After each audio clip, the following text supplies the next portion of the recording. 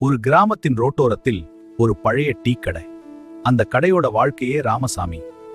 லாபம் பெரியதா இல்ல, ஆனா தினமும் காலை ஒரு தட்டு சாப்பாடு இல்லாம அந்த கடை திறக்கவே மாட்டாருக்கு. ஒரு நாள் அந்த கடைக்கு தினமும் ஒரு சிறுவன் வர ஆரம்பிச்சான். கையில புத்தகம், முகத்துல பசி.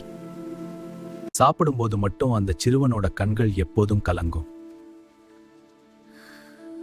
காரணம் கேட்காம ராமசாமி தினமும் அமைதியா ஒரு கூடுதல் கரண்டி சாதம் போட்டாரு.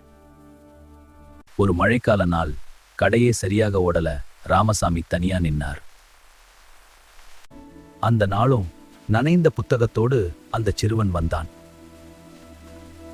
அன்றைக்கு ராமசாமி சாப்பிடல, கடைசியா இருந்த சாதத்தை அவனுக்கு கொடுத்தார்.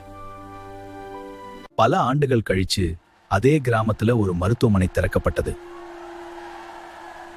முதல் மருத்துவர் அந்த சிறுவன் தான் இந்த வாழ்க்கை ஒரு டீ கடையில தொடங்கியதுன்னு சொன்னார்.